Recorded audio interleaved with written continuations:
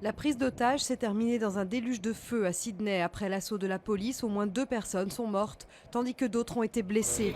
Le preneur d'otages, un religieux d'origine iranienne, retenait depuis lundi matin des clients et des employés d'un café dans lequel il avait déployé un drapeau islamique noir. Les islamistes gagnent encore du terrain en Syrie. Le régime de Bachar al-Assad a perdu 2 bases militaires stratégiques en 24 heures dans la province d'Idleb, frontalière de la Turquie. Après de violents combats, ces bases sont tombées aux mains de la branche d'Al-Qaïda en Syrie.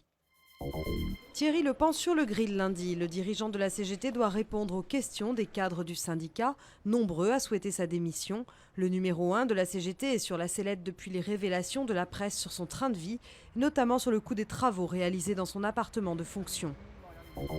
Georges Tron renvoyé aux assises pour des viols et agressions sexuelles sur 2 employées municipales. L'ex-secrétaire d'État avait bénéficié d'un non-lieu que la cour d'appel a rejeté. Les 2 femmes accusent le maire de Draveil dans l'Essonne de les avoir violées et agressées sous couvert de massage des pieds. Une patinoire géante à Paris. Le Grand Palais accueille pour les fêtes la plus grande patinoire d'intérieur jamais installée en France, avec ses 2000 mètres carrés.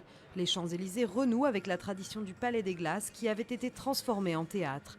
Nocturnes à thème, shows de lumière, mini tempêtes de neige attendent les quelques 200 000 visiteurs espérés.